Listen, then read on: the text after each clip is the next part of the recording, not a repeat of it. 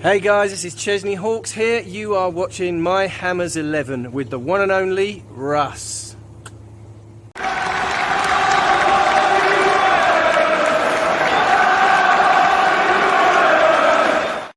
Hi everybody, Russ and My Hammers 11. Hope you're all safe and well. Of course you are. We're in Europe. We're in the Europa League. Check that GIF out. I'm going to be using that a little bit. If you're new to the channel, please consider subscribing, hitting the bell icon to notify events when we put new content on. As always, like to thank our lovely channel sponsor, Untuck It. Check them out in the description below. We've got a great guest today, a journalist, broadcaster, podcaster. You can just see the Sports Social logo. He didn't frame it properly. He could have shown the Sports Show. Wrong way. There we go. The Sports Social, where My Hammers 11 will be appearing very, very shortly, as well as part of the network of podcasters they have on there. So I thought it'd be good to get Jim on because he's a hammer as well. How are we doing, Jim? Yeah, I'm all right. Just watching that Chesney Hawkes little bit at the beginning, it reminded me because I kind of, as well as doing the sports stuff, I'm a radio presenter. Have been for my entire career, and I remember interviewing Chesney Hawkes, going back to meet him in his little tour bus back in a gig he was doing in Nottingham, and I was supposed to be interviewing about a new song he had out or something, and we spent the entire time talking about Glenn Roeder, who was the then manager. Just took me back to that moment. He's a top boy, isn't he? Yeah, he's a top boy, Ches. We've had him on. I think Ches was my 50th guest, I think. And bless him, because it was just in the middle of all the riots as well in LA. And so that's where he lives. And so, he's sort of in his house, studio, he just had everything in the house. It was ridiculous, but yeah, he's a lovely boy, Ches, and he did that. I wonder how many people have asked him to do that one and only thing for like a cameo or whatever, but he did it for free for My Hammers 11 because he loves Russ so much. But yeah, how are you, Jim? How are we doing, buddy?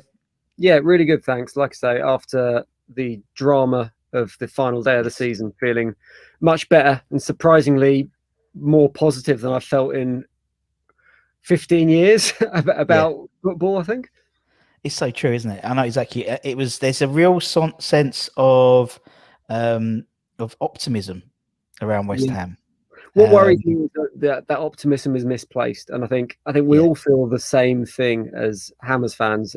In the whole, is we all fully respect and support the team and the management, but there's a disconnect between what's happening on the pitch and in the dugout and what happens at the higher level. I don't know how much you can talk about this kind of stuff, Russ, with your day job, but I mean, I think there's and although we feel ourselves in this huge opportunity on the cusp of the Europa League and this kind of opportunity to really kick on, there's now a question of how much support and backing the manager and the team gets that enables us to do that. And we've seen in the past, like, I don't know, the likes of Ipswich Town, for example, who had their brilliant season where they qualified for Europe, and the stretch of doing a European competition and a Premier League campaign with a threadbare squad and not enough quality within there, that ultimately cost them relegation. And I don't think that's going to happen to West Ham next season. I don't think we're going to get relegated. But I think you look at it and go, well, if we're in the Europa League, I really want us to make a go of it. I don't want to go out to Aston Villa or whoever it is that we end up playing in the early rounds. I want us to go and give it a good go and show that we do have the pedigree of a football club to go and challenge on these different stages. So that's kind of tempering my optimism slightly, but still, it's the West Hammers in us, Jim. It's not your, it's the one thing, it's like, oh great, we qualify for our squad's so bad, we're going to be tough next season. I just enjoy the moment. I know exactly what you mean. But I think there just does seem just a change in atmosphere. I don't, obviously this was my 20th season technically working for them, and I don't remember being as optimistic. It's really weird, and it might, and particularly with everything, we've spoken about before with things like obviously the Super League and stuff like that. Sometimes better the devil you know, better the devil you don't. That's always been my philosophy in life. Sometimes, and everyone was praising the Liverpool owners when they took over and stuff like that. They try to take down the Swannies. So I know what you mean. It does seem that there's going to be money available, which I think is, everyone knows we need to invest. And so, but then, and I trust David Moyes with my purse. It's like, he's done all right with it. I live up in Manchester, and David Moyes has had a tough time up here in Manchester. Obviously, when he got the Manchester United job, he was criticised heavily, didn't really deliver on the pitch, although I think he should have been given more time personally to actually prove himself, because he's one of those managers that has to build an atmosphere and build like a mentality in a squad. It's not someone that comes in and does quick fixes. I don't think that's not how I judge him. And I remember him saying as Manchester United manager, and he got a lot of criticism for this at the time. He said he treated transfer budgets as if it was his own money. Yeah. And when you're at the likes of a Manchester United and you actually need to spend £75 million on a defender or £89 million on a midfielder, that doesn't necessarily work. But when you're a club like West Ham, who have more modest transfer budgets available, I think that's probably the right mentality. You look for value and you only make that spending commitment when you know a player's right. And we've seen it with Thomas Souček, we've seen it with Soufal. He's invested really well in players that have been, by Premier League standards, on the lower end of the scale, but have delivered perfectly because they fitted the mentality and they fitted the style of play. So yeah, I'm perfectly happy for him to go and continue spending in that way, bringing in the right players rather than bringing in Felipe Anderson. Well, I mean, to be fair, that's the first thing. Moyes came in, full time, so to speak. The first thing he's done is let Felipe Anderson go on loan, who's arguably our second most expensive player of all time, and take a 50% hit on Haller. Really, and ironically, we could have had the tail end of the season would have probably helped having Haller in, but he didn't want he wanted to bring his people in, and so we see that with the backroom staff as well. And he's got Piercy in eventually, he got Kevin in, and he's got Alan and Phelan and all the guys there, and it's just and I totally agree what you said. At Man United, it was almost like maybe a step too far. It's a bit like when we had Pellegrini. I think that was a step too far. Although ironically, we could well be in the same group as them, which would be quite fun. Real Betis and Marseille as well. We could get the snake back as well, so that'd be quite interesting. Because we'll definitely be playing against some of the big boys because we haven't got a very good coefficient score. So yeah. Anyway, enough said about that. But I think I in terms of David Moyes, I definitely think giving him a reasonable budget, he's going to spend it, and if we're to be believed, in January he had the option to bring in a striker. It was money there, but he didn't want to spend it. Fair enough, because it was the guy he wanted wasn't available. So we'll see what happens. It's going to be crazy. I mean, you're going to be busy. Like we've already been, 20, 30 people. We've already been sort of targeted who we're going to get this summer. So yes, it's going to be very, very busy. The go-round continues. I think there's going to be an element of volume that's required as well for these campaigns, because we know what the Europa League campaign's like. It's Thursday night, it's Saturday, it's Thursday, Sunday, Thursday, Saturday, whatever it is like. It's relentless, and it's not just having that first 11 that's going to turn out for the Premier League each week. It's bringing in that second string as well. So how do you manage that? Do you bring in players that aren't that bothered about first team football, that understand that they're part of the Europa squad and they're there to make up the numbers? Do you bring in young players who are hungry, who want to use the Europa to develop themselves? We've got some players in the academy. We know we've got some talent that hasn't really maybe been given the opportunity over the last 6 months that could potentially step up. That's a bit of a risk. Or do you bring in players that want to fight for their first team places and likely are going to end up disgruntled and disappointed because they're not getting the same opportunities? It's a really difficult situation to manage. I think Moyes has probably got the cojones to do it properly. Yeah, it's the cojones, and I think just the team mentality about it. I mean, we see that with someone like, I know it's sort of an exception to the rule, but Mark Noble, he knows his role. He's very much a bit player now, and he fully accepts that. But he is still integral with the team. He is still Mr. West Ham, and he is the middle of all the banter that's going on. And I think it's getting the right mentality guys coming in. I think it's going to be a mix, isn't it? I think we've got to get some bodies in there, that's for sure. I think with some people who think we were going to ship out, I don't think we are going to ship out, because I don't see the point in taking a £20 million hit on Anderson, because we'll have to get a player back, and it's like, well, you got to spend some more money, and it's like, actually, you've got a really good player. I think actually Europa football may help a lot of these players, Lanzini, Mark Noble, and people like that, and Jan Lanka. So it's going to be interesting. And we'll hopefully have 60,000 fans at the beginning of the season, which will be absolutely mental. It'll be some great European nights. I mean, I think the stadium is in a situation, and the stadium better than anyone, but it's I think the improvements that have been made to it from someone who's not been there for seasons now, but looking at it from the outside in, they've managed to make it as much of a football stadium as they can do. And I think under those European nights, those Thursday nights under the floodlights, I think it could feel a bit special, and it could be an Yeah. adventure and something brand new for the club. So it's exciting times. I totally agree. I think it's horrible, obviously, what's happened in the world. But for West Ham, I think it's given us, the guys coming back. Obviously, I've been there all season, but the guys who turned up yesterday, they were. You could see on Twitter, Facebook, lots of comments. Oh, I'm glad to be back. There was nothing about the views and stuff like that. And actually, a lot of people were in the squared off ends and thought this is really good. This is a lot better now. So look, we'll see what happens. We'll see what happens. Oh dear. People still moaning about the price of the beer though. There's some things which never go wrong, never go down. It's 2 and 8 or whatever for a pint. But yeah, it's but I mean, if we was at the old gaff, we wouldn't be able to do any social distancing at all. No. At the old bowling. So but yeah, beggars can't be choosers. But anyway. So how have you been in sort of like obviously this weird world, because there'd be so much sport that you must have been literally watching football almost 24/7, it seems. Yeah, and it does feel a lot like that. So what we do at the Sports Social, we do various different things, as you alluded to before. We have a Sports Social podcast network, which is a place for sport podcast creators to kind of come together and basically publish their content and help to make them a little bit of cash from that content, and also help them grow their audiences. That's part of what we do, but we also do a lot of our own content as well. So I'm part of a team that does a daily Premier League show, which is the only daily Premier League podcast that you can find anywhere. And it has felt relentless at times. And previous seasons we've done this, you'll get to a Wednesday night when there's no European football and you'll be, what are we going to talk about on today's show? We've got 45 minutes to fill. We've got nothing to talk about. But that has certainly not been the case this season by any stretch of the imagination.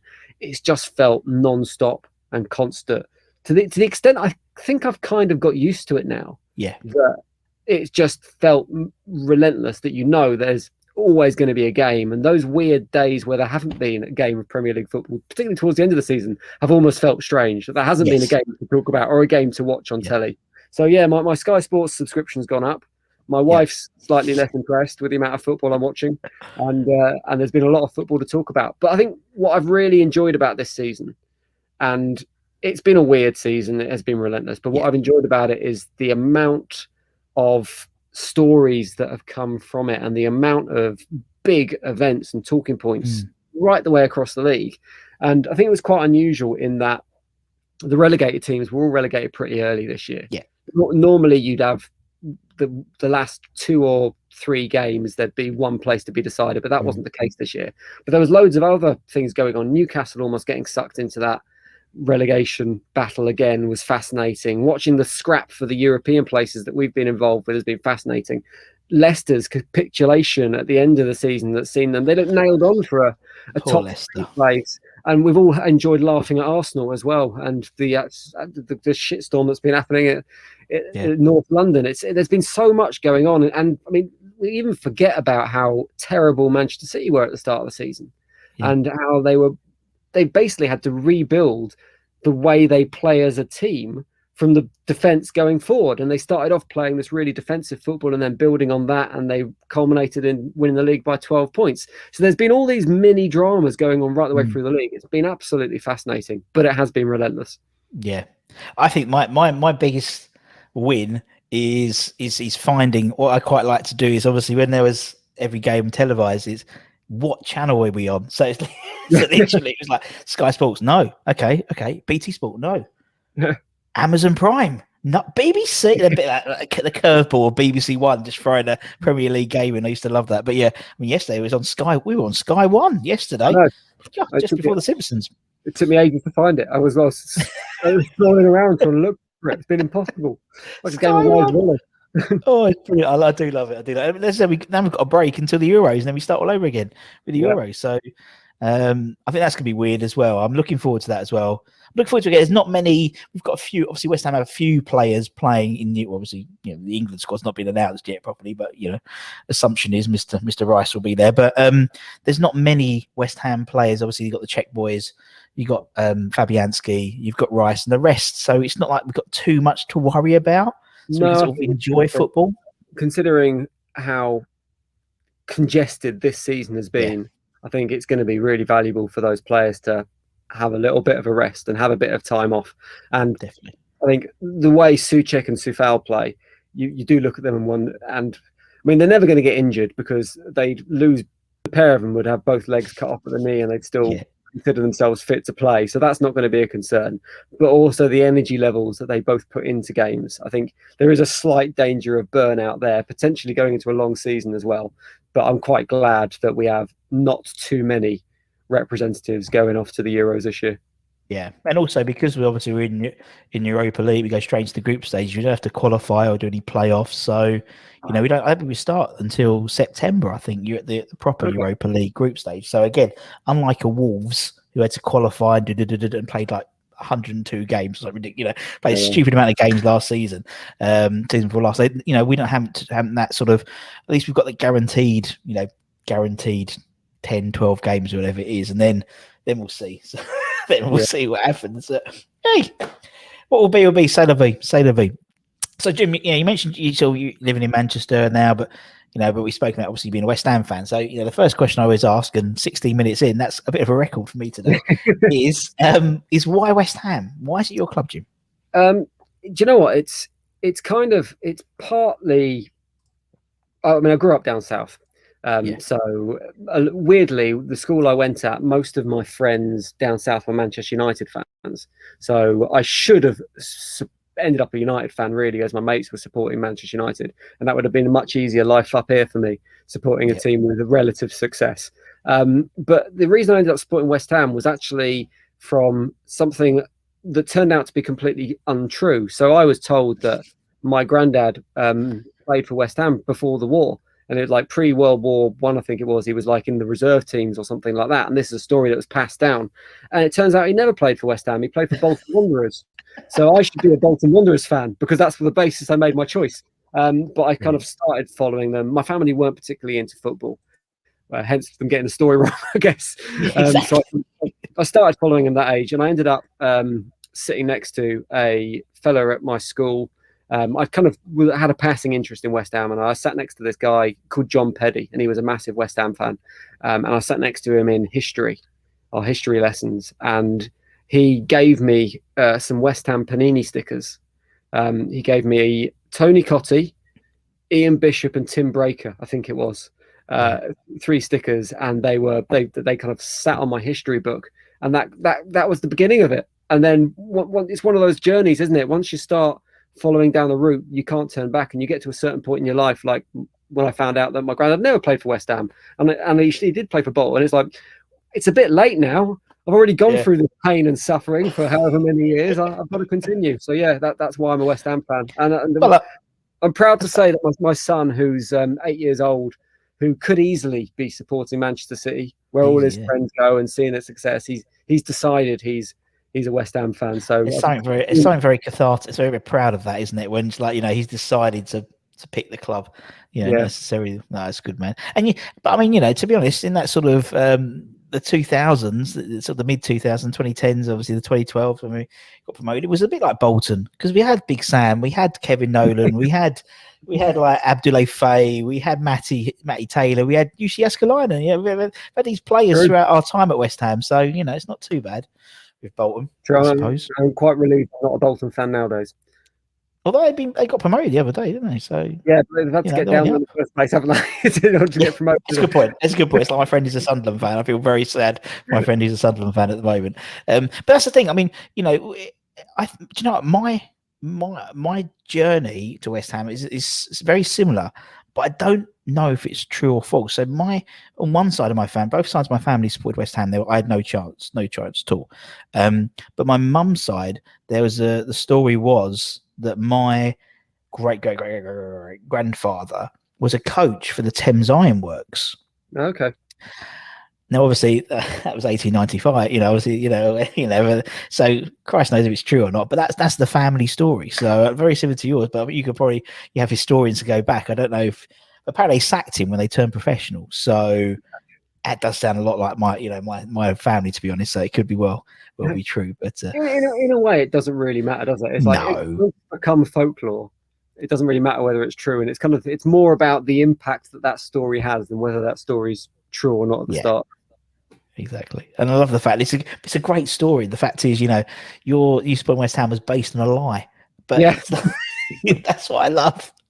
That's what I love. That's brilliant, man. And obviously the fact that you said the son, your son and stuff, and obviously eventually, you know, when you can get back to London Stadium and he'll come along and he'll be out in the shirt and singing, and it'll be a lovely day.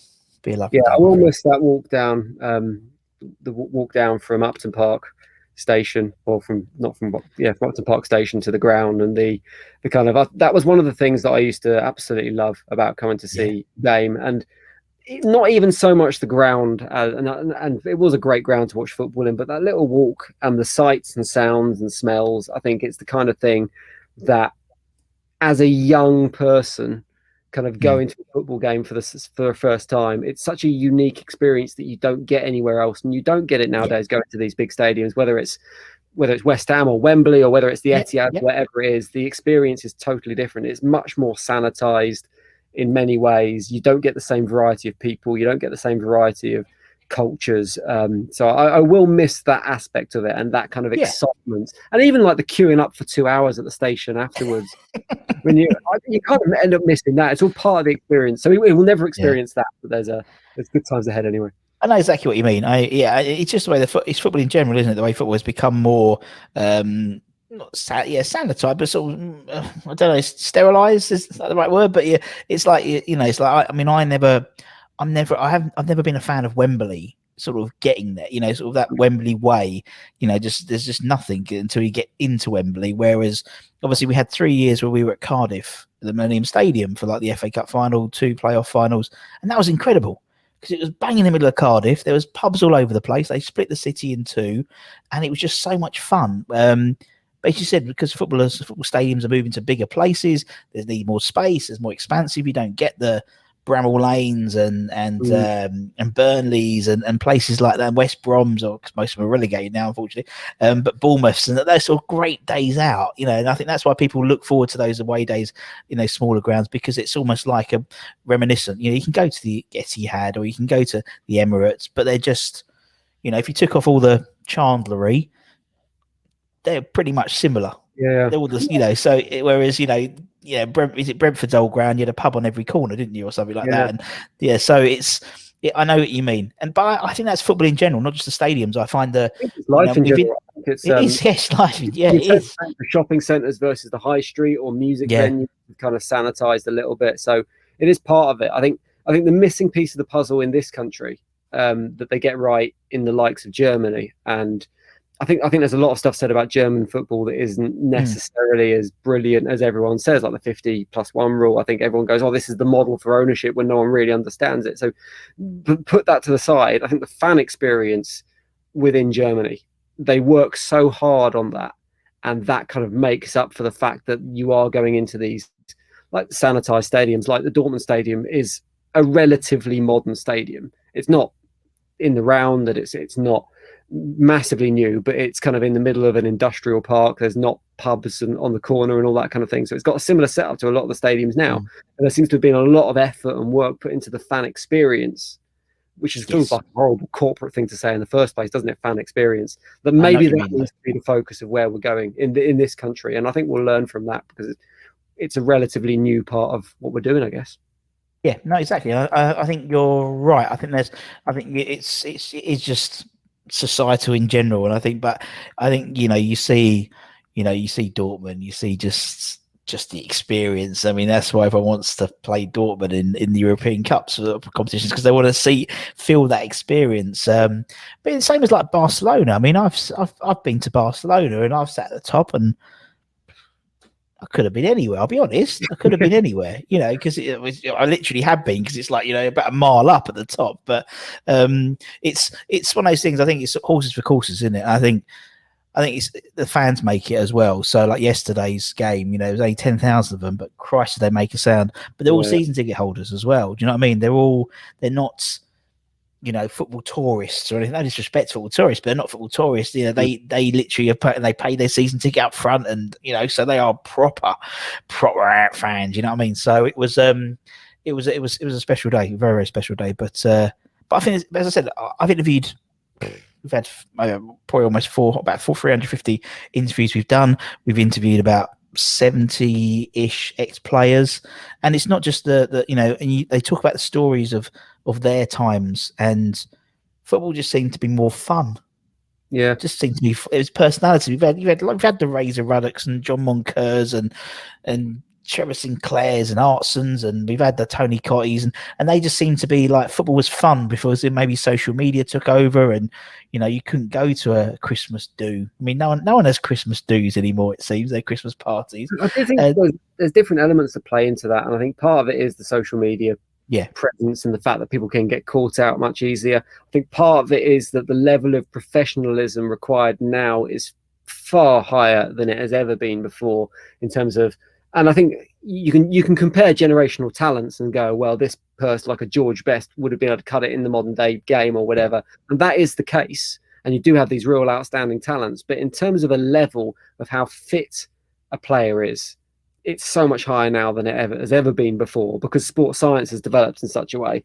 But also the other part of it is now there's so much pressure on players as individuals that they know if they say the wrong thing, if they tweet the wrong thing, if they're photographed in the wrong place, it can cost them £2 million in sponsorship. Good point. So why would you take that risk of having a personality? Why not just play your career, play your football? When you get to the age of 30, retire, become a pundit, then you can say what you want. Don't bother doing it now and risk a couple of million quid. Makes no sense. It's true. Makes perfect sense. And also, just the fact is that the money in the game is, I used to live in Loughton in Essex, where basically all the Tottenham players and West Ham players live, because it was equidistant from both. And I always talk about this because I used to work at Safeways. God, I remember Safeways. And Shaka Hislop would always come in and do his Friday Big Shop. And Samassi Abu, and I would literally make sure I'm working at about 5 o'clock on a Friday after school, because they'd come in. And obviously, the money in the game now, you don't get people living necessarily in residential areas. They live in Canary Wharf and apartments. Fair play to them. I would be if I had the money. So again, that precipitates, you don't see them. The most exciting thing in the world was walking down the road and seeing a football player walking out of the shop. No, it doesn't happen now because you can't tell because they got the face masks on. But it was just so exciting, and that's something I think that your son, my daughter's 8 as well. So that they'll miss out on that because they won't. Cause it's just the way. But again, it's just the way people live in general. So interestingly, I chatted to Pat Nevin recently. Yep. I did an interview with him, former Scotland Chelsea player, and he was saying that when he was a player at Chelsea, he was regarded as strange by his teammates because he would get the tube home from training and he'd talk to people and he'd interact with people, and that was just at a stage where there was that slight removal, nothing compared to the scale now. But his theory is that actually it's not a necessity for players to have this removal from life. They don't have to go and live in their gated mansions and never see the light of day. It's very much a choice, but it's kind of a choice that's maybe driven by other people sometimes. Maybe it's driven by agents and advisors.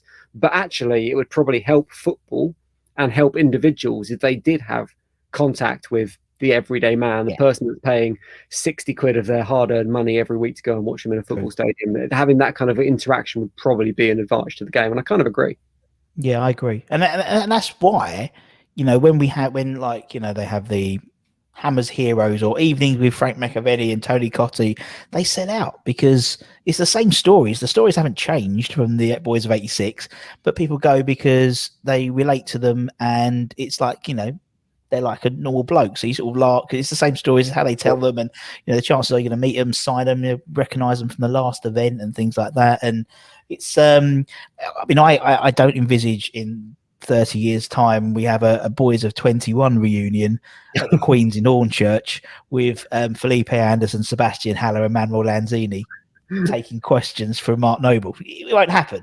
But I can see Antonio doing it though. I can see him doing it. I can see him. I can see Deck. You could see the Czech boys will turn up, and that's the thing. I think in that respect, I think we actually have quite an old school mentality around our squad, even with Jesse and Declan, obviously. But rather than the bantering is on social media, so we can all see it, rather than being told about it 20 years later. So we know about it straight away. And I think compared to other clubs, maybe we're a bit sort of, maybe we're not necessarily, of course, we're going to say West Ham because we're West Ham fans, but I think we have quite a group of persons. That's why I was gutted when we lost Robert Snodgrass, because he was a real character at the team. So, but bringing in Jesse was a bit of a masterstroke, boys. Anyway, which one about you? Anyway, we put them all to right. That's great, as we always do. We don't tend to stick to a format. Anyway, let's talk about your Hammers 11, Jim. So, everyone we get on the channel, bar 3 people actually, by Harry Redknapp, Ian Bishop, and Nigel Reo-Coker. Everyone else is given an 11. So the idea is you pick based on whatever criteria. It doesn't have to be the best, it can be the worst. It's up to you. Whatever the cult favourites, your head over heart, whatever, doesn't matter. The only rule is you have to be alive to have seen them play. The only reason we put that in is otherwise we'd have all put Bobby Moore, Billy Bonds, Trevor Brooking. I never saw any of them play. Saw 2 of them managed, but none of them play. So that's what we try and do. So, and it's just a bit of a giggle, bit of a laugh. And as I said, we've had over 350 people. So, we collate them. Eventually, we'll do when we hit 500, we'll do another update video for everyone anyway, so they can see who's the top and whatnot. So, who is in goal for the Jim 11? Right, I've tried to. I'm terrible at doing these lists because I'm stupidly indecisive and I change my mind all the time about various things. So I've done it quite quickly. I'll probably change my mind as we go through. So, in goal, Shaka Hislop. Oh, nice. Which the obvious choice for me would have been Ludo McCloskey because of his involvement in the club and how great he was as a goalkeeper, but then how much of an icon he became in his coaching career and kind of his career after West Ham. But for me, there's something I always enjoyed about watching Shaka Hislop play. And I think he was one of those characters that just seemed to love playing the game. And I've always admired that about any footballer that looks like they're enjoying themselves, because I think footballers, again, it comes back maybe with having that relationship with fans, are doing the one thing that many, many fans want to do and dream of doing. And the fact they are given that privilege, there's nothing worse than seeing someone being dead grumpy on the pitch and not enjoying it. So Shaka Hislop was that for me. I just enjoyed watching him play because he seemed to enjoy watching playing. And also I remember him, wasn't the greatest goalkeeper. I remember him making some right clangers in his time at West Ham. But I also remember going to see him play at Reading. I think when I was just getting into football, I went with a couple of mates to go and see Reading play in their old ground. And I think that it was a European game. I seem to remember it was like a pre-season European game or something like that. And he played in that. And I seem to remember he let in a back pass under his foot. So, which kind of like summed him up a little bit. So yes, Shaka Hislop's my goalkeeper. Yeah, and it's I didn't even know Shaka because we had the story. I could have waited on the Shaka story and done it, and it actually made sense. But I know what you mean. He's so cool, so cool. Even though when we interviewed him, he's obviously does stuff for ESPN, and he lives on the East Coast of the States, and it was in June or July last year, so it must have been absolutely baking. His AC had broken, and he was sweating buckets, but he was still so cool. He was still so cool. I love it because he had his West Ham t-shirt on, being a massive Newcastle crest right behind him. And I imagine he probably had a Reading one as well. He's got sort of split loyalties, but yeah, top boy. And a boomerang player. I love players who go away and come back. Yeah, I like it when players maintain relationships with their football clubs as well, and seem to genuinely have a bond with the fans and the players. I think Shaka's had that even at Portsmouth. I think he had that. Yeah, he became a bit of a cult hero whenever we went. Yeah, no, he is, and you see that on social media. We'll probably talk about some other players as well who, again, still have a good relationship with the club, but not just West Ham, multiple clubs. When in one club it's okay, you might say, but if it's across several clubs, there's something special about that player. Yeah. Right, we'll put Shaq in. Right, let's go defenders. Who's your first defender then? So I'll start left back. So I think there's only one left back you can pick from the last 30 years of West Ham, and it's Julian Dix. What? Sorry, Julian Dix. Oh yeah, of course. Yeah, I forgot. again, it comes down a lot to mentality. I think for me, from players, maybe more so than skill. They're the kind of players maybe it's because I've always been, as a footballer myself, I've always been low on skill but high on effort. So Julian Dix, just one of those players who gave everything when he was playing. He left everything on the pitch and left most of his studs in someone's leg 50% of the time as well. And just watching some of go and watch some of the challenges he put in on YouTube that weren't even carded at the time. I mean, there'd be 10-game bans now. It was just a completely different world. Crazy. But I never considered him a dirty player particularly. I considered him an aggressive player. But I think that was very different to being a dirty player, like a Roy Keane who went out to hurt people. I don't think he ever had that in him. And when you hear him speaking, he doesn't seem like that kind of character either. He doesn't seem like he's a nasty human being. And so, yeah, I remember him being top goal scorer as well for us. I forget which season it was, maybe 92, something like that, from all the penalties he scored. So, yeah, he had to be my left back. Yeah, and what I love about Julian is, you're right, and because when I interviewed him, I was so nervous because it was Julian Dix, and actually he came across, he was so sweet and such a nice bloke, and maybe I thought, the hard man rather than, just him as a family man. Obviously, he had a kid another kid last season, and just before the close season, and but I know what you mean. He was. I never considered a hard man rather than a dirty man. That's the way I always considered him, but. Obviously inside of West Ham, not only that, but he had this wand of a left foot as well. And, whereas outside, everyone thought he was a bit of a thug. And I loved that about him.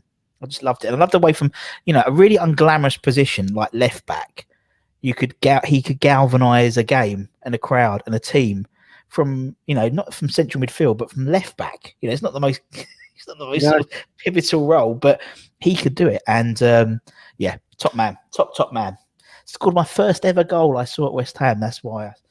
And I said to him, you scored my first. It was against Oxford United. He went, I scored 2 that day, Russ. I went, yeah, I know you scored 2. But you scored the first one. That's the one I'm bothered about, Julian. Right, we'll put Dixie in. Who is next then, Jim? So let's go right back. I was torn between 2 here, and I was thinking about Steve Potts, but then I went for Tim Breaker in the end, purely for what I mentioned earlier about him being. I don't remember him much as a player, if I'm totally honest. But because I had his sticker on my history book, he kind of had this memory, this impression on me forever. And in those early days of getting into football, when you're more interested in the football paraphernalia than you are playing football, so you're more interested in the shirt and how a player looks, and in my case, playing sensible world of soccer. Which is a game I played on my Amiga 500. I always made sure I had Tim Breaker in my team. So I don't remember him a great deal as a player, but in terms of someone who got me into football, I thought I'd have him as my right back.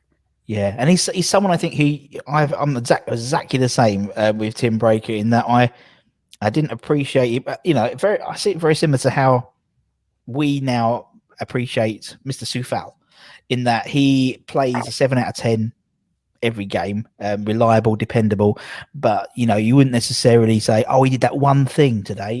He was just consistent, and Tim was just consistent, and particularly in that sort of early 90s. I mean, we haven't had a consistent right back since him until Soufal's come along. So that's why there's been comparisons. Obviously, we had Schemmel for 2 years, bless him.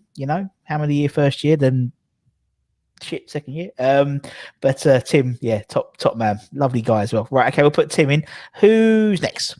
Rio Ferdinand at centre back, who's a player that I think gets a lot of stick from some West Ham fans, and I don't really understand why, because I know he left the club, but at the same time he built us a football stand, so it's like, give him a break. I think to this day he's probably one of the most cultured players I've seen play for West Ham, and I was convinced when he made the breakthrough he was going to end up as a midfielder. I thought he had all the attributes to kind of play in that, almost the role that Declan Rice plays at the moment, that simple, keep the ball moving, keep the midfield ticking along, move the ball into the next phase of play. I just think he was a brilliant, silky footballer to watch. So yeah, I absolutely loved Rio Ferdinand watching him play for West Ham, and unsurprisingly he went on to bigger and better things, but it would have how good would it have been to see him play in West Ham throughout his career? It would have changed our fortunes as a football club.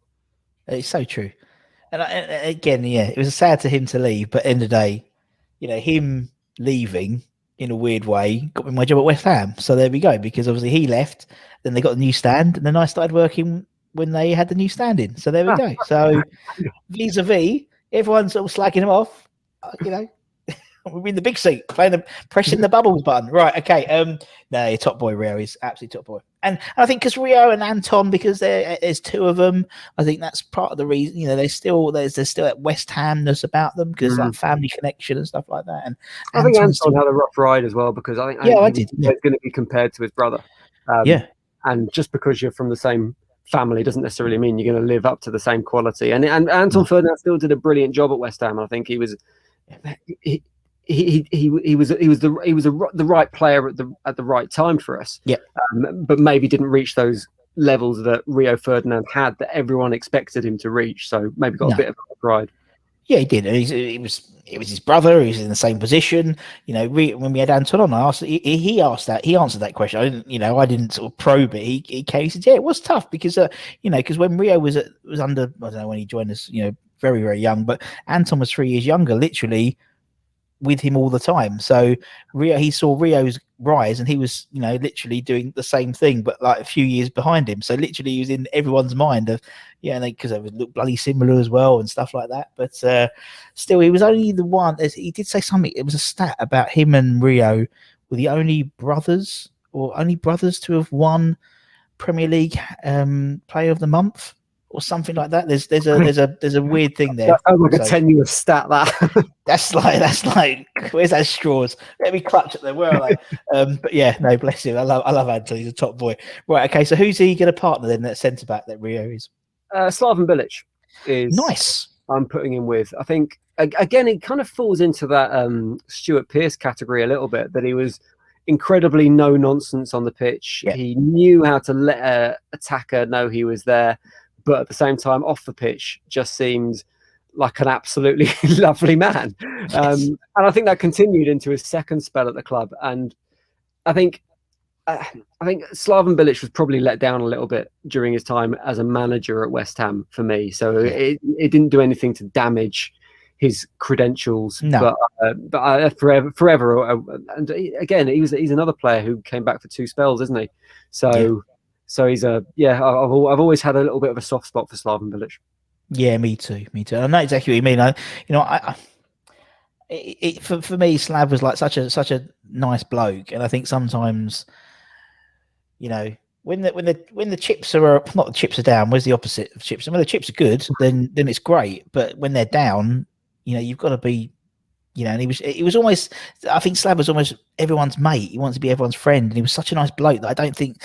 There was that sort of head teacher about him to, and so, the way he sort of worked with the players, whereas someone like Moyes comes in, you're not going to mess with him. Do you know what I mean? He's a scary individual, and they all are. Christ, I wouldn't want to be performing at half time and you go in and, you got him, Kevin Nolan, Alan Irvine, Stuart Pearce. It's like, Jesus, there's a wall of like real hard men there. But I love Slav. He was a top love. He was a top guy. Really, really sweet. I think that was part of his issue at West Ham as a manager, and I think we saw a similar pattern at West Brom when he went there. In that he came in, he was people's mates. He gave them confidence. He made them play with confidence. But actually, you have an instant impact. Then you have a kind of 12-month honeymoon period where people want to play for you. But as that ebbs away, as that becomes a normal, what then motivates those individuals further? Yeah. And if you haven't got that strict discipline, that training regime, that hairdryer treatment occasionally, then that's when the performances start to slip, which is potentially why he did so well in international management, because that's exactly what I think. Yeah. Because you said, for internationals, you in essence picking the best players for your country, and all you have to do is not all we have to do, but it's all about team spirit and organisation and stuff like that, and you see them, so they're all going to be excited and happy. So it's not an easy job, but not easy job at all. But compared to a Premier League manager or a league manager, it's every day, and the results are like this every game. It's that's probably why he was so good as Croatian team manager. That's definitely. Right, okay, midfield. Who's your first midfielder then, Jim? Joe Cole, who I'm playing left midfield, which he would have hated, but he would have hated. I've got to play him in left midfield. First player I absolutely fell in love with at West Ham, and I think as a club we've always loved players that come through the academy, haven't we? Yeah. And he, for me, just kind of summarised all of that. This young, pretentious talent, one of the best footballers of his generation, and it saddens me that he never really quite fulfilled that potential, which I think says more about how much potential he had rather than the level he reached. Because undoubtedly, he played for England, he played for Chelsea, he played for West Ham, and did extreme levels and did incredible things on the pitch. But it always felt like he had that other level above him. Yeah. he never quite reached. But No. it was one of those players that every time he got the ball, you kind of expected him to do something spectacular, and 50% of the time he did do something spectacular. So a joy to watch. Yeah, and also, I mean, the fact is, he's such a good analyst on BT Sport as well. He's really good, really good. Yeah, but yeah, no, I love him. I mean, to be honest, a lot of this is very similar to my team. I'll be honest, Jim. But yeah, but I think Joe Cole, top man. I think I had to put him on the left as well to fit him in. But yeah, we love not only academy players, but if you're academy players with a bit about you in terms of skill, and that's a double whammy, double hit. Right, we'll put Joe Cole in. Who is next then, Jim? Okay, I'm going to go to the other wing, and I'm playing another player slightly out of position here because I'm putting Isle Berkovic on the right side of midfield, who is a player that doesn't often get much credit, I don't think, Isle Berkovic. But I think he was not only one of the best midfielders ever to play for West Ham, I think he's one of the best midfielders ever to play in the Premier League. Yeah. He was such a talented player, and he had ability with both feet, but he also had a dribbling ability that meant he could take players on. And I think it was slightly sad the way his time at West Ham finished. Yeah. But at the same time, that photograph of Hartson booting him in the head is iconic. So it kind of summed West Ham up to a certain extent. So yeah, he's got to be in my midfield as well. Yeah, no, you're right. That sort of that was not, I won't say pandemic. That's the wrong expression to use now, but that was that era. That era was a crazy era at West Ham and stuff like that. Although it happened, it was typical. The Sky cameras were there and stuff like that. It was you can imagine a lot of that stuff happened quite a lot at West Ham. There was lots of big characters there. And I think it looked worse than it did because, like, I remember the shot because Berkovic had that hair, didn't he? Yeah. So, as his head recoiled, it kind of like a Timotei advert went all over the place. So it looked much more dramatic than it was, but it was still. I mean, it just kind of summarised the circus that often follows the club around. It was because he's worth it. I mean, a really crap L'Oreal advert. I'll be honest. Old Johnny. I think John's got the hair as well. But yeah, and you're right with Berkovic. I think he could. You see how David Silva played for Man City at the highest level for many years. He was, I think he was a Berkovic, very similar, very silky player. That's a year when Hartson scored 24, 26 goals, something like that season. We've had Johnny on, and he said most of those times were basically Yao putting it through to me. The amount of assists he got that season was crazy. And great player. You're right. He's never put in that sort of bracket, but he should be. Yeah, definitely. Right. Who's next? Michael Carrick. Nice. On midfield, who I think is. I had a semi-discussion with someone on Twitter recently about the role Declan Rice plays at West Ham, and they were arguing that he never does anything.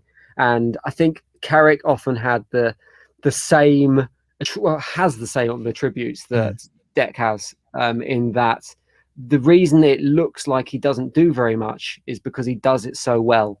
And I think players that play in that position, that kind of holding midfielder, as I said, the players that kind of keep the game ticking, keep the ball moving, keep play moving, because if their positioning is good, then it often looks like they're doing nothing because they're just intercepting passes, they're putting pressure on at the right times, and then they're playing those simple balls. Occasionally there might be a cross-field raking pass, and Michael Carrick had an incredible range of passing on him. But in general, it's kind of quite a quiet role, hugely underrated. And I think Michael Carrick was a superb for West Ham, and part of that same generation as Joe Cole and Rio Ferdinand as well, who all came through at similar times. We had that brilliant core of a team in there. Oh, we did. We had Tony Carr on. Tony Carr doing his. He did an Academy 11, which turned out to be pretty much half of the England World Cup squad of 2010. It's incredible, isn't it? You put John Terry in, which I allowed him to put in because he's Tony Carr. Who are his strikers for that? Because that's where I struggle with our academy. It's like, who have we developed as a striker? I think he put TC and Jermaine in there. So Technically, Jermaine came at 16. Yeah, I didn't mention that. He's Tony Carr, so he can do what he wants. But obviously, Tony, right. TC came through, and I think you had to put Stephen Bywater in. Not have to put Stephen Bywater, but Stephen was in goal because goalkeepers appear. We don't tend to, but not many clubs do. Apart from seems Man United seem to sort of have goalkeepers who go away and come back, and they keep So it is Henderson and I mean, I've got high hopes for Nathan Trott. I think he's a real prospect. If he can bulk up a little bit, I can see him being a very good talent. Yeah, definitely. I think Carrick is one of those players who I call him the missing piece of the puzzle. Until you put the whole puzzle together, you don't realise you need that one piece. Yeah. And every time he's gone, so he's obviously left West Ham, left Spurs, left Man United. No one ever replaced him, and I don't think anyone knew what was missing, and it was him. Not to some lesser extent, someone like Hayden Mullins, for example, the same thing. He was like in that 2006 period. There's certain players who always appear in the players when they're doing their 11s compared to the fans, and it's as you said, it's not seen to do nothing but those integral, those water carriers, those Jeff Pikes in the early, or Peter Butler in the early 90s, and people like that, and Carrick was sort of one of those. When he wasn't in there, it's a bit like Declan Rice now. When he was out, our season dipped tremendously. And not just him, but Souček as well. Souček was half the play when Declan Rice wasn't there. It just shows when you don't know what you've got to, it's gone type thing. But okay, we'll put Mickey Carrick in, and who's the last player in that midfield then? I think it's obvious, isn't it? It's Mark Noble. It's got to be Mark Noble. I think. I think just as a player, as a servant, as a captain, as a leader, he's just offered West Ham so much through the years. It saddens me the abuse he gets from some portions of our fan base, and I think it's mostly football Twitter that gives him abuse about his lack of quality, or his legs have gone, or he shouldn't be in that midfield. But I think this season he's proved more than any other how important he is as a character to have in that changing room, and as the respect he gets off Declan Rice, for example. Every time he comes onto the pitch, no matter what stage of the game, Declan Rice hands over that captain's armband and goes, "You're the captain, this is your team." And I think that's hugely important. But I think also he has got more to offer as a player, and he might not be able to do it 3 times a week and play 90 minutes 3 times a week, but he's not far off. And when he's been able to play in his natural position, I think that's when he's really done well this season. When he's been crowbarred into maybe not playing his exact game, that's potentially where he's struggled. But when he's been allowed to play his game, I think that's where he's played really well. And I'm delighted he's staying around for another season, because I think he deserves it. And I think, and you're totally right. I mean, we've obviously when Declan was out, he was playing that sort of CDM position, and that's his position. He's not a number 10. He's never been a number 10. And so I totally agree. I mean, yesterday we gave him the mic at the end to do a little interview, and he's just Mr. West Ham. Do you know what I mean? He's just standing there talking, and everyone would literally hang on every word the man said. We asked him the question, are you going to be lifting the Europa League Cup for your last season? He's like, no, I think it's a step too far, Mark. I love him, but I love the fact also Mark's given us like a season to get used to the fact that he's not going to be there. Yeah. But how he transitions as well will be really interesting, because I've no doubt he will be at the club after the end of next season. Oh yeah, whether that's in a coaching role or an advisory role or a youth role. I don't know what there is planned for him, but I'm sure he's going to be there in some capacity, and rightly so as well. I think he's earned that. Yeah, his choiced words yesterday were, and I don't think anyone really picked it up like almost verbatim. It was basically, next year will be my last year as a player. Yeah, not my last year at the club, last year as a player. I already know he's doing the coaching. We had Kevin Keane on. Kevin Keane's he's brilliant, because obviously for the kids, say for under 14s, even up to under 18s, really, Mark Noble has been there since they were born, playing in the first team. So he's got so much. They have so much respect and look up to him, and I see him very similar to, I know there was a great interview the club did with him and Kevin Nolan, which was a fantastic interview about, Nobles was asking about transitioning from being a player to a coach, and was it hard, and all types of questions. You're assuming that literally, the first of August 2022, he walks in and is a coach. And the way the academy is set up, in that every player, every sort of age group has a player associated with it. So if it's Colton Cole or Steve Potts or Kevin Keane or not Konchesky. Konchesky's just become the women's assistant manager. But every Zavon Hines, they're all in there. So Mark will he'll slip straight into there. Surely. The respect that he garners straight away just from what he's done and the amount of time he's spent at the club, and he knows everything. And I think we're incredibly lucky to have him as a player and as a figurehead at West Ham, and that there are so few players that have been able to do that. Whether it's through ability or whether it's through either way, that ability works actually. Whether they've been too good or too poor, or to either stay at the same club or they've moved on to pastures new, and he has had the opportunities to move on. It might not have been your Manchester Uniteds or your Chelsea's coming in with big bids for him, but he has had opportunities to move on to Charlton's or whoever have made offers for him at the time, and he's chosen to stay at the club. I think it's such a unique thing and deserves celebrating. And that moment where we the backstage interview or our post-match interview where we just beaten Spurs, I forget what game it was, and he's talking to Hammers TV, and he does that little laugh, that shoulder shrug, and it just he was every West Ham fan at that point, and I think he is. We missed that from football. We missed that fan on the pitch. I mean, I remember the game, which I wish, annoyingly, hindsight, I wish I recorded it. It was the Chelsea game last season. We won 3-2 and Yarmolenko scored literally the last minute. And Mark wasn't in the team. So he was sat literally in the disabled box in my eye line banging. And I was watching the whole game, and he was watching the game like a fan. And I know we know he's a fan, but actually seeing it was like every ball he was kicking, like we were there, and there's something very special. I mean, he was on Peter Crouch's podcast the other day, and Peter Crouch, he was the way he came. It's not just in West Ham, but in football in general. He came across a little bit jealous. He said, "I'm very jealous of you, Mark. Because you're going to become a West Ham legend because you've played at the club for so long. You're part of the foundations. He's played for Pompey and Stoke and Liverpool and Tottenham, not long enough to be a legend. You know what I mean? And I can see that because it's such an unusual thing to be. But it'd be again one of those plays when he leaves, you'll be like, there's something not right at the moment. You haven't got that fan in your team. But all right, up front, first striker then, Jim. All right, controversial choice, I think, this one potentially. I was going to go for Tony Cottee. But as I said, I keep on changing my mind with this kind of thing. And I'm going to go for Carlton Cole. Nice. Friend of the channel. Which, again, much maligned character, much criticised at West Ham. But I always love players who give their all. And I think what I thought was weird about Carlton Cole was the amount of abuse he got for being lazy, which I never saw a lazy performance from him, ever. He was just a player that ran himself into the ground. And he might not have had the most talent of any Premier League striker we've had.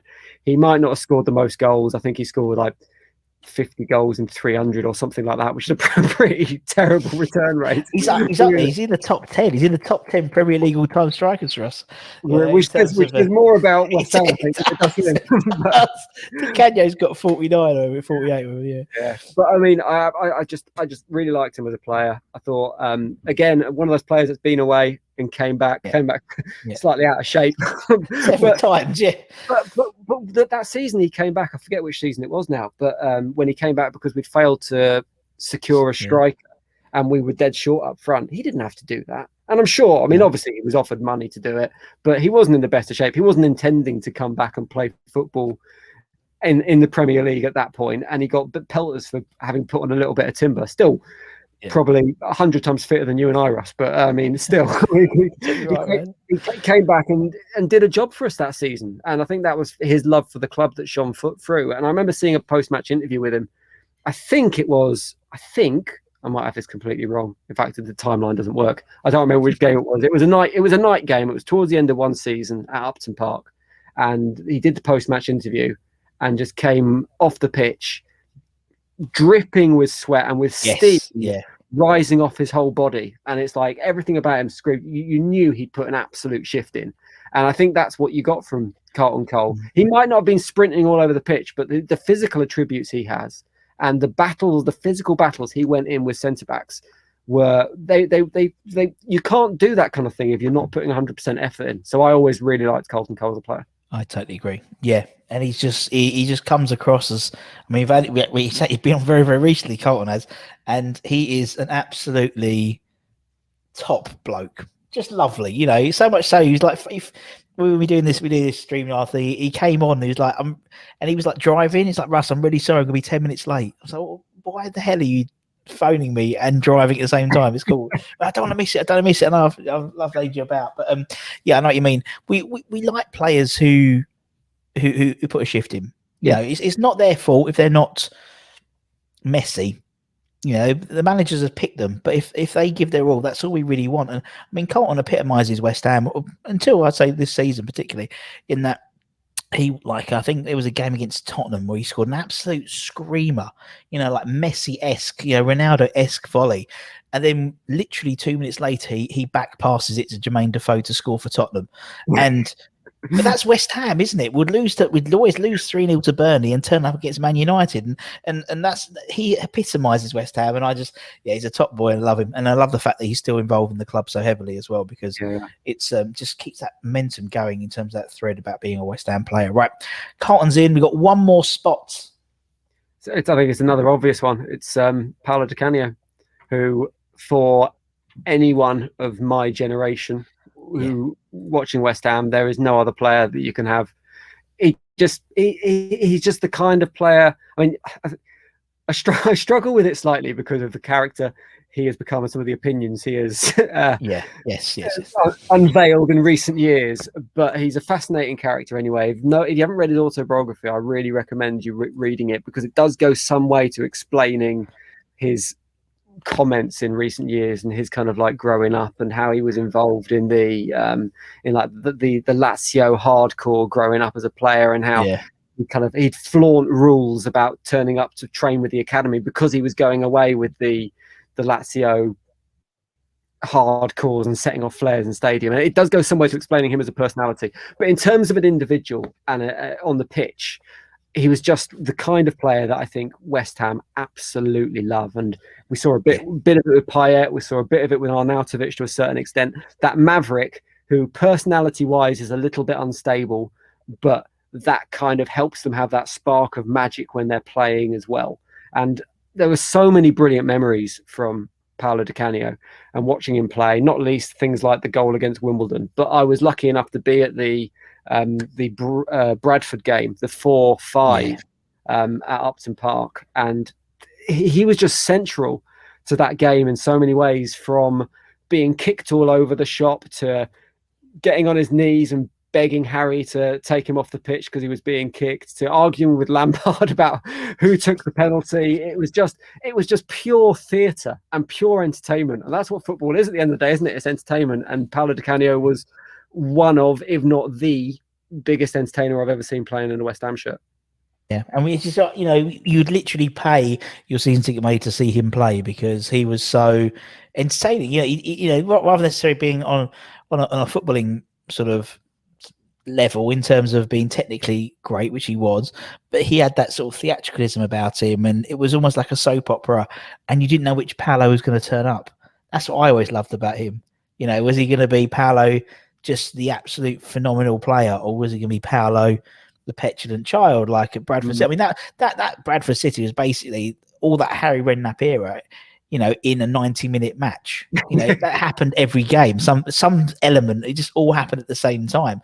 And yeah, he was a phenomenal player. You would just pay your money to go and see. And funny, we've had people, obviously we've had Sinks on, we've had the best one about that goal was Ian Foyer, former reserve team goalkeeper, big American guy, lovely guy, and he speaks about that Wimbledon goal, and he said that was he basically puts it all down to him. He's like, that goal, that was because of me. And I was like, how so, Ian? He said, well, apparently, the story he tells me is that Paolo had it in his mind he wanted to score a goal like that, like on the Friday, and he made Ian, like, after training, stay out training for about 2 or 3 hours at Chadwell Heath, got some youth team guy to literally ping balls for 3 hours. He was doing this goal, like trying it, going all over the place. Then he got about 4 or 5 in a row, and then he let Ian go. When he scored the goal, apparently he then runs down the touchline. When he did his, that's his finger, that can't do no more, or whatever. He runs down the touchline and basically points at Ian and goes, "That's for you," and just jumps and hugs him. But the camera cuts away, so you can't. I don't know if it's true or not. So it will always be a mystery. But I know Ian, so I trust him. But doesn't that say a lot about football in general, though? And you don't see the hard work, and you don't see the effort and the time on the training pitch. But the fact that something like that feels like a bit of improvisation because it's on his wrong foot and he's kind of like slightly awkwardly angled, which is what makes it a great goal. But the fact that it seemed like a moment of inspiration is actually 3 hours on a training ground the day before. That goes the same with some people pick Robert Green as a goalkeeper, and they always talk about that the Arsenal game where he was like unbeatable, about 4 or 5 1-on-1s. We interviewed Jimmy Walker, and Jimmy was talking about Robert Green and said, "Oh yeah, there was one time we were playing Arsenal on the Saturday, and they like doing 1-on-1. So basically, him and Ludo, so Robert Green and Ludo were 3 or 4 hours after training doing 1-on-1s, and then precipitates the next day." It's like, so you're right, they don't see it, and that's why I love interviewing the players, because you get that little bit of insight, and it's like, oh yeah, they don't just turn up and train for a couple of hours, then go and play. Oh, of course they go and play golf afterwards. But yeah, it's really, really cool. Right, where's the team? There we go. We bring up. There we go. Look at the team. God, yeah, they do right there, wouldn't they? Yeah, do all right. I don't know about Julian. I don't know how many games Julian would play though. But apart from that, you got the Cole brothers. That's good as well. So that's good. Brothers from another mother, but that's very, very good. Jason, man, Jim, it's been absolutely brilliant. It's been great. It's been lovely chatting to you. It's been really, really fun. So I really, really appreciate your time. And obviously, guys, check out Sports Social as well. You got Jim's very cleverly put his Twitter handle, same as me, on there. So the Sports Social. Make sure you check it out. And obviously, the only Premier League daily podcast out there. Yeah, the only daily Premier League podcast, which isn't daily at the moment because we're taking a little bit of a break.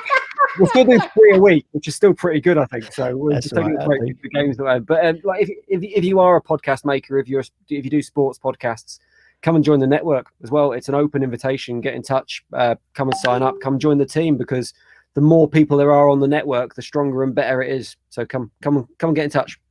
Indeed you do. And for myself and from Jim, take care, everyone. Stay safe, wash those hands, get those jabs when you get your appointments. Come on, you Irons, and we'll see you again very, very soon for our European tour. Take care, everyone.